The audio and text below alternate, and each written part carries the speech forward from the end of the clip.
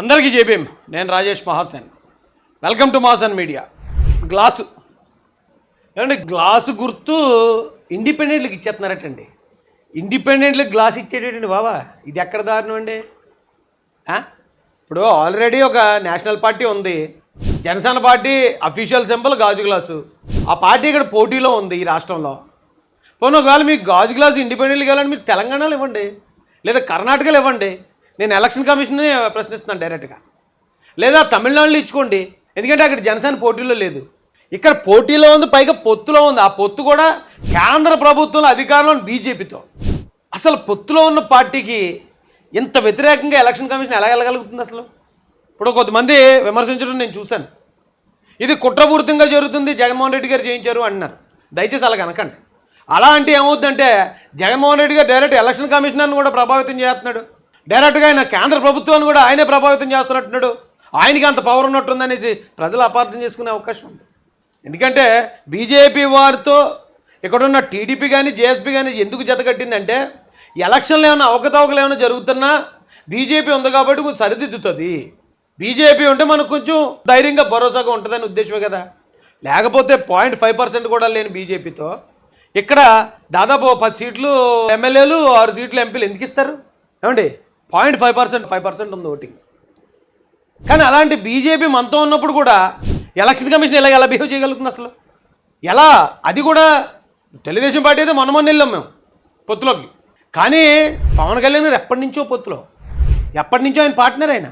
అలాంటి ఆయనకి ఇలాంటి ఎదురవుతున్నప్పుడు దయచేసి మరి ఇప్పుడు కూడా బీజేపీ పార్టీ పెద్దలు కానీ వాళ్ళు కానీ ఏమి యాక్షన్ తీసుకోకపోవడం, చర్యలు తీసుకోకపోవడం పలు అనుమానాలకు తావిస్తుందండి ప్రజలకి. దయచేసి ఈ విషయంలో ఇమ్మీడియట్గా ఇంక తీసుకోవడానికి కూడా ఏముండదేమో, ఆల్రెడీ వచ్చేసాయి. ఇది ఎంత ప్రమాదం అండి ఇది. ఎక్కడైతే జనసేన పోటీ చేయట్లేదో అక్కడ గాజు గ్లాస్ గుర్తు ఇచ్చేస్తే అక్కడ ఖచ్చితంగా బీజేపీ కానీ టీడీపీ కానీ పోటీ చేస్తూ ఉంటుంది పొత్తులో భాగంగా. సో బీజేపీ కానీ టీడీపీ కానీ పోటీ చేసే దగ్గర గ్లాస్ ఉంటే జన సైనికులు చాలామంది ఆ గ్లాస్కి వేస్తారు ఓటు. ఆ గ్లాస్ కొట్టేస్తే ఆటోమేటిక్గా పొత్తు ఓటు చీలిపోద్ది. పొత్తు ఓటు చీలిందంటే ఎవరికి మేలు? ఆటోమేటిక్గా అది వైసీపీకే. అంటే ఇలా ఇవ్వటం వల్ల వైసీపీకి మేలు జరుగుతుందని కూడా ఖచ్చితంగా ఎలక్షన్ కమిషన్కి తెలియకుండా ఉంటుందండి. అయితే ఎలక్షన్ కమిషన్ నేనేమి విమర్శించట్లే, దయచేసి దీని మీద ఆలోచించాలి కదా, దీని మీద ఏమైనా చర్యలు తీసుకోవాలి కదండి. దింపనండి, నాకు కరెక్ట్గా అనిపించలేదు. ఇది ఇంకా దారుణం ఈ విషయం. అయితే ఈయన జనసేన పార్టీకి రాజీనామా చేశాడు. ఈయన పాటంశెట్టి సూర్యచంద్ర గారు, నాకు తెలిసి ఈయన పరిచయం కూడా ఉంది, స్నేహం కూడా ఉంది. అయితే నా జనసేన టికెట్ ఇవ్వలేదు, పొత్తులో భాగంగా తెలుగుదేశం పార్టీకి వెళ్ళిపోయాను జగ్గంపేట సీటు. కాబట్టి నాకు టికెట్ ఇవ్వాల్సిందే. నేను దాదాపు 5 సంవత్సరాల నుంచి ఇంటింటికి తిరుగుతున్నాను, జనసేన పార్టీని ఇంటింటికి పరిచయం చేశాను. ఇంత కష్టపడ్డాడు, నాకు ఎందుకు టికెట్ ఇవ్వరని చెప్పి ఆయన రెబల్ అయిపోయాడు. అయిపోయాడు, ఇండిపెండెంట్గా వేసాడు, వేసాడు. ఈ కర్మ అని ఆచారం గాన్ మారేతో కొద కేకరేగా అన్నట్టు అతనికి వచ్చింది గాజు గ్లాస్ గుర్తు. అతను ఆల్రెడీ గాజు గ్లాస్ని ఊరంతా పరిచయం చేశాడు జనసేన పేరుతో. ఇప్పుడు అతనికి గాజు గ్లాస్ వచ్చింది. ఇప్పుడు అక్కడ ఉన్న జనసేన అభిమానులు కానీ లేకపోతే ఎవరన్నా కొంచెం తెలియని వాళ్ళు, కొంచెం చదువుకోలేని వాళ్ళు, అలాంటి వాళ్ళు ఉంటారు, వాళ్ళకి గుర్తే. ఇప్పుడు మీకు విషయం తెలుసో తెలీదో, ఇక్కడ MLC election, graduate MLC election జరుగుతుంది. దానికి గుర్తులు ఉండవు, సీరియల్ నెంబరు, పేరు. ఏ సీరియల్ నెంబర్ అంటే 1 నుంచి ఎంతమంది 10 మంది పోటీ చేస్తే 10 నెంబర్లు ఉంటాయి.